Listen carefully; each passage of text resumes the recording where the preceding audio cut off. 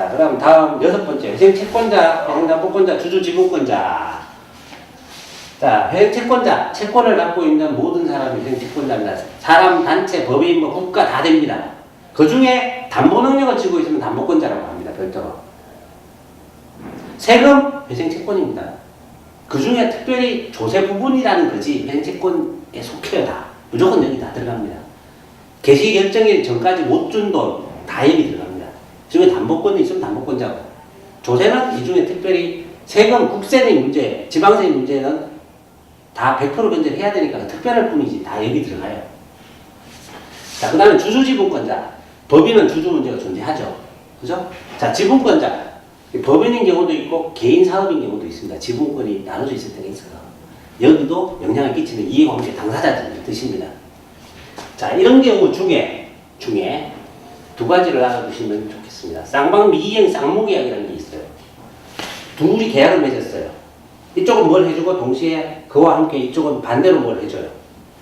주고받고를 할 때 하는 계약이 있어요. 그죠? 일반적으로 그냥 정의어 내가 얼마 줄게 하고 다른 거. 내가 그러니까 뭐 예를 들면 이런 거죠. 뭐 돈 얼마 주고 물건 사기로 결정하는 거. 돈 안 주고 물건 아직 안 받았으면 이게 이행되지 않은 쌍무계약이에요. 둘이 하는 계약. 둘 다 의무가 있는 계약. 그죠? 나는 돈 줄 의무가 있고 저쪽 물건 줄 의무가 있겠죠. 돈 안 줬고 물건도 안 줬으면 아직 둘 다 미이행이에요. 요런 계약을 말하는데, 요런 계약에 대해서는 회생제장 개시결정 나고 나면 관리인이 이거를 이행할지, 즉 돈을 주고 물건 주세요라고 할지, 아니면 돈 안 주고 물건 안 받기로 하고 계약을 해지할지 정할 수 있어요. 정할 수 있어요. 예, 관리인이 정할 수 있어요. 정하게 해놨어요. 그러니까 무조건 계약을 맺었다고 다 이행하는 게 아니라 둘 다 이행을 안 했으면 안 해도 된다 이런 뜻입니다. 어느 쪽 이득인지를 판단해서 하면 돼요. 그런 얘기고요. 그 다음에 상계권은 채권자들이 있는데 내가 은행에 예금이 있어요. 얼마. 그리고 은행에 대출을 받았어. 얼마. 자, 이런 경우 회생 절차 들어가면 이거는 내 재산이고 이건 내 채무인데 채무의 변제는 동결되죠. 여기서 동결시킨다 그랬습니다. 그죠? 그럼 안 주죠. 그럼 이 돈은 내 재산이니까 내가 찾아올 수 있다? 그러면 은행이 억울하죠? 그렇죠. 그럴 때 은행이 상계권을 행사합니다. 내가 받을 권리에 의한 내 채무 채권이 있고 반대로 내가 줄 것도 있고 할 때 이걸 같은 액수까지 동시에 없애버리는 거예요. 이런 걸 상계라고 합니다. 상계. 내가 받을 돈, 내가 줄 돈 중에 하여튼 한쪽으로 맞춰서 상계시켜서 없앨 수 있어요. 그 상계권이라고 하고, 은행은 채권 신고하는 데까지 상계할 수 있습니다. 은행만이 아니라 모든 채권자가 상계는 가능합니다. 그럴 때까지는. 그 다음에 이제 시부인표라고 제가 적어놨는데, 이게 이제 채권 확정의 의미입니다. 신고 들어온 채권에 대해서 내가 처음에 목록을 낸 것과 신고 들어온 걸 더해서 채권을 확정하는 표를 만들어요. 그 시인하는 표와 부인하는 걸 표시하는 표예요, 표. 그러면 내 채무자인 나한테 대한 채권액이, 채권자 누구의 각 얼마의 건지가 딱 정해져요. 이건 채권 확정 관계를 거치는 거고, 여기에 대해서 신고에 대해서 나는 1억이에요 라고 채권자가 신고했는데 내가 볼 때는 5천만 원밖에 없어요. 이거 다시 인정할 수 없죠. 그럼 5천만 원만 인정하고 5천만 원 부인합니다 하면 부인이 되죠. 이게 이익인 거예요. 이익.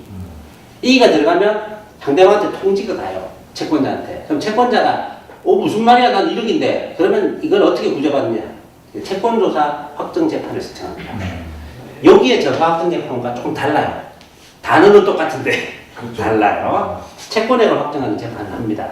거기에 또 불복이 있으면 한 달 내에 이의의 소라고 민사소송도 갈 수 있어요. 네, 민사소송 가면 그때부터 3심까지 갈 수 있어요. 네, 그 다음에 관계인 집회입니다. 관계인 집회. 출석 현황, 즉 채권자들의 출석을 확인해야겠죠. 어디가 채권자인지도 확인해야 되고 왔는지 안 왔는지도 확인해야 되고. 그 다음에 관리인 보고라고 해서 관리인이 이렇게 거쳐온 내용을 보고합니다. 특히 어느 쪽? 채권에 대해서. 그 다음에 조사보고라고 여기서 선임된 조사위원, 회계법인이 똑같이 조사한 내용을 보고합니다.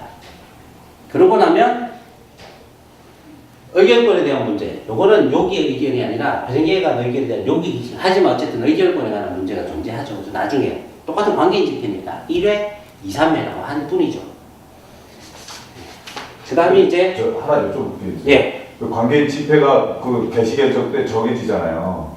네. 정해지는데 이제 그 중요한 그 채권자가 네. 채권자가 어떤 개인적인 사유나 어떤 사유에서 참석하지 못할 때 연기될 수가 있나요? 일회관계 집회는 구태에 연기할 이유가 없어요. 아니 그러니까 그 채권자가 자기의 어떤 입장을 위해서 나와야 될 거 아니에요. 근데 못 나올 경우에 그런 이유로는 연기 안 해주죠. 아 그런 연기. 네, 여기는 의견을 행사하는 게 없기 때문에 아. 구태가 연기할 이유가 없습니다. 여기서는 결정하는 게 아무것도 없어요. 배생계획은 제출 명령 결정밖에 안 합니다. 아. 명령 내려서 결정은 언제까지 내세워 결정을 하거나 이 조사 내용에 의해서 배생 절차 진행하는 게 안 맞다고 생각하면 폐지 결정을 하거나 둘밖에 없어요. 네. 그러니까 뭐 채권자가 내가 나와서 뭔지를 해야 되는데 못 나오는 이유로 연기해 주세요. 안 받아줍니다 절대. 아, 그런 이유가 없기 때문에. 채권자한테 많이 불리하군요. 아니요, 이게 집회한다고 해서 불리한 거 하나도 없어요. 요 뒤에 집회는 중요해요. 아. 여기는 안 나오면 무조건 반대예요. 내가 동의하고 싶으면 나가야 돼요, 무조건. 아니면 위임장을 만들어주거나. 안 나오면 무조건 반대입니다. 그래서 위임장이나 나온 걸로 필요한 의견 수를 확보해야만 인가될 수 있어요. 안 되면 인가가 안 됩니다. 이게 이제 채무자가 채권자를 쫓아다니면서 설득해서 오게 만들거나 위임장을 받아와야 되는 거예요. 아, 그러니까 채무자한테 불리하지 채권자한테 불리하지 않아요, 이 절차는. 대체로. 안 나오면 무조건 노후기 때문에, 노후 개념을 보는 거기 때문에. 동의 받으려면 자기가 꼭 쫓아가서 잡아와야 돼요. 예. 자, 다음 회생계획입니다. 여기에 어떤 내용이 들어가냐? 권리 변경에 관한 내용이 들어갑니다. 채권액이 전체 얼마인데 이 중에 내가 변제할 수 있는 내용을 쭉 잡아보니까 얼마 정도밖에, 즉 몇 퍼센트밖에 안 됩니다. 그래서 몇 퍼센트는 어떻게 갚고 나머지는 면제하겠습니다. 면책받겠습니다. 하는 게 권리 변경입니다. 그 다음에 변제 방법 얘기했죠. 1년 첫해 뭐 몇 년에는 얼마, 몇 년에는 얼마, 몇 년에는 얼마 이게 쭉 나열합니다. 이게 변제 방법이 이런 내용이 다 들어가요. 그 다음에 공익채권이라고 해서 배생 절차 개시 결정 이후에 세금이 발생할 때 있어요. 그 다음에 내가 회사를 운영하면 법인이든 개인사업자든 직원들 급여가 있겠죠. 이런 걸 공익채권이라고 합니다. 또는 중간에 이제 개시 결정 이후에 상거래가 계속 지속될 때 상거래 대금 이것도 공익채권입니다. 이거는 우선권을 줍니다. 변제를 먼저 해야 돼요. 안 그러면 누가 거래하려고 그러겠어요. 그죠? 직원들도 가만히 있어서 월급 받을 생각 안 하겠죠. 월급을 못 준다면 있을 수가 없죠. 월급 못 받는데 뭐하러 일해요. 그런 예정이기 때문에 거기는 우선권을 줘서 먼저 그냥 계속 지급을 하게 해요. 그걸 어떻게 할지도 정해지고. 다음 배생계획안의 의결입니다.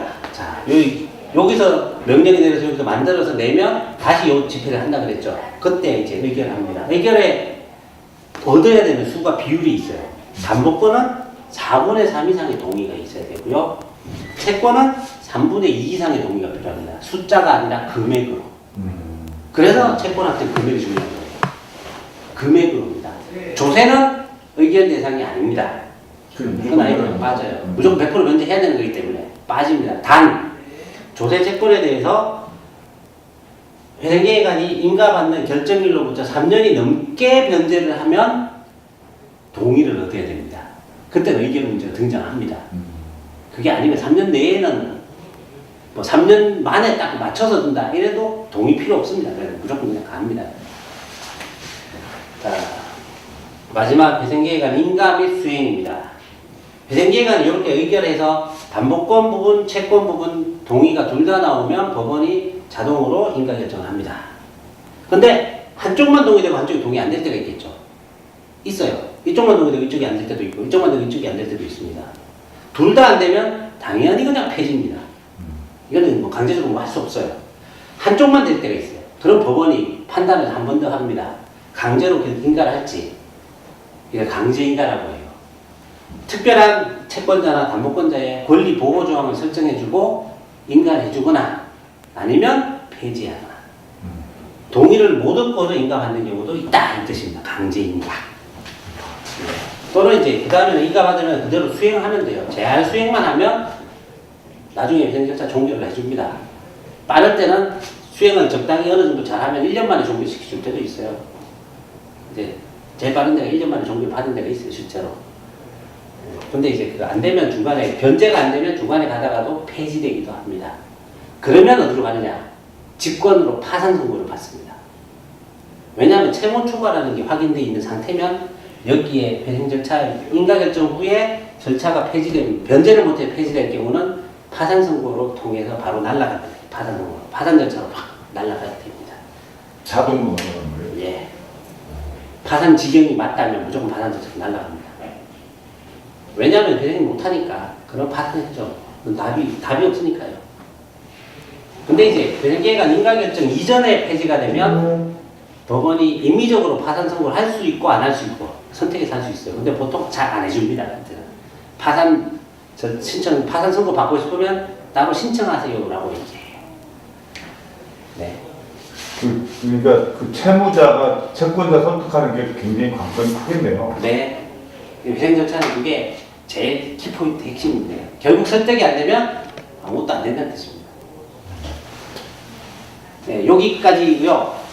혹시 뭐 질문하실 거 있으시면? 아니요, 아닙니다. 너 가서 이제 제가 공부 좀 더 해야겠다는 생각이 들어요. 예. 그럼 일단 2강 여기까지 마치고요. 네. 다음에 또 3강, 4강 하겠습니다. 네, 고맙습니다. 네.